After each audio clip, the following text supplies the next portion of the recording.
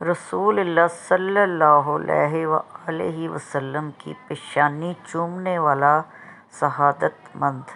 ایک دن ایک صاحب نبی کی خدمت میں حاضر ہوئے، عرض کیا، اللہ کے رسول، گزشتہ رات میں نے ایک حسین خواب دیکھا ہے، میں آپ کی پیشانی مبارک کو چوم رہا ہوں۔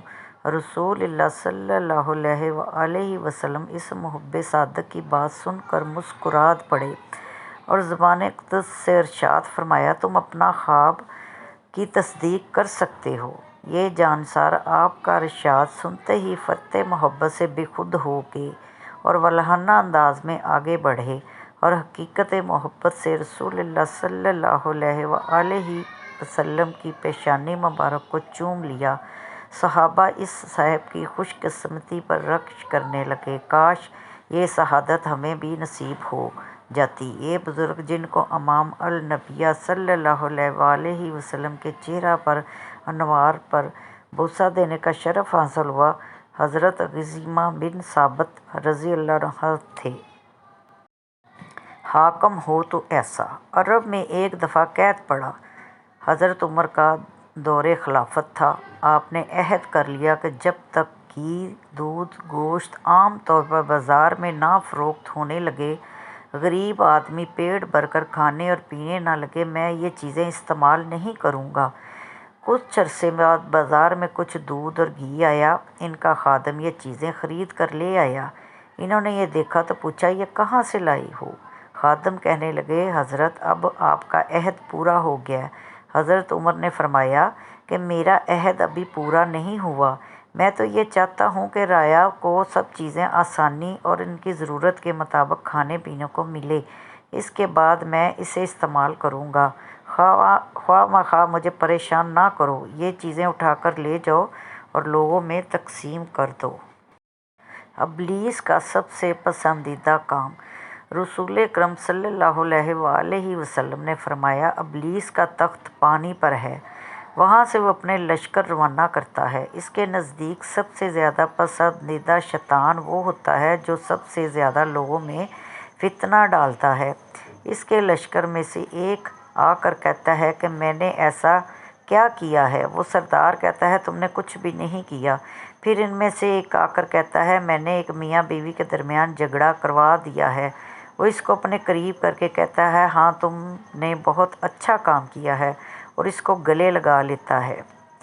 میاں بیوی میں اختلاف پیدا کرنا شیطان کے نزدیک سب سے بہتر کام اس لیے ہے کہ ان کے اختلافات سے صرف دو انسانوں ہی کے درمیان نہیں بلکہ دو خاندانوں کے درمیان ہو جاتے ہیں، جس کے نتائج بہت ہی برے نکلتے ہیں۔ لہٰذا میاں بیوی کو ایسے موقعوں پر اعوذ باللہ من الشیطان الرجیم پڑھنا چاہیے۔ ابلیس کا سب سے پسندیدہ کام۔ رسول کریم صلی اللہ علیہ وآلہ وسلم نے فرمایا، ابلیس کا تخت پانی پر ہے، وہاں سے وہ اپنے لشکر روانہ کرتا ہے۔ اس کے نزدیک سب سے زیادہ پسندیدہ شیطان وہ ہوتا ہے جو سب سے زیادہ لوگوں میں فتنہ ڈالتا ہے۔ اس کے لشکر میں سے ایک آ کر کہتا ہے کہ میں نے ایسا ایسا کیا ہے۔ وہ سردار کہتا ہے کہ تم نے کچھ بھی نہیں کیا۔ پھر ان میں سے ایک آ کر کہتا ہے کہ میں نے ایک میاں بیوی کے درمیان جھگڑا کرا دیا ہے۔ وہ اس کو اپنے قریب کر کے کہتا ہے، ہاں تم نے بہت اچھا کام کیا، اور اس کو گلے لگا لیتا ہے۔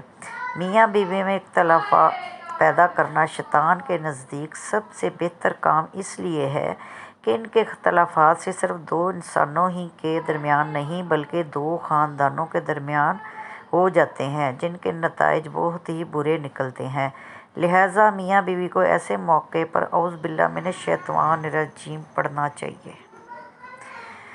ایک مرتبہ حضرت جنید بغدادی اور ایک بزرگ جنگل میں جا رہے تھے کہ نماز کا وقت آ جاتا ہے۔ دونوں بزرگ ایک دوسرے کو نماز پڑھانے کے لیے اس طرح اصرار کرتے ہیں کہ آپ کا درجہ زیادہ بلند ہے، آپ امامت فرمائیں۔ ابھی دونوں بزرگ ایک دوسرے کو امامت کے لیے راضی کر رہے ہوتے ہیں کہ اسی انسان میں ایک لکڑہارا آتا ہے۔ یہ اس لکڑہارے سے پوچھتے ہیں کہ کیا تم نماز پڑھا سکتا ہے؟ لکڑہارا کہتا ہے کہ یہ کون سا مشکل ہے۔ لکڑہارے نے لکڑیاں رکھ کر نماز پڑھانا شروع کی۔ دوران نماز لکڑہارے نے کسی سجدے کو بہت زیادہ طویل کر دیا اور کسی سجدے میں جلدی سر اٹھا لیا۔ نماز ختم کرنے کے بعد دونوں بزرگوں نے لکڑہارے سے اس کی وجہ پوچھی۔ لکڑہارے نے کہا، جب میں سجدے میں سبحان اللہ ربی الاعلیٰ کہتا تھا تو جواب آتا تھا لبیک یا عبدی۔ جب تک جواب نہیں آتا تھا میں سر نہیں اٹھاتا تھا۔ یہ نماز عشق ہے۔ ہم ابھی تک اسی ظاہری نماز میں لگے ہوئے ہیں۔ عمر گزار دی مگر آگے نہیں بڑھ سکے۔ جہاں سے نماز کی ابتدا کی تھی وہی نماز کی انتہا پر ہیں، کیونکہ حدیث شریف میں آتا ہے کہ مومن کا مقام پر رک جانا حرام ہے۔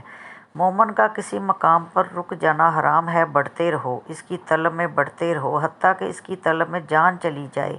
اگر اس کی طلب میں جان جائے گی تو ہم شہیدوں میں شمار کیے جائیں گے۔ سبحان اللہ۔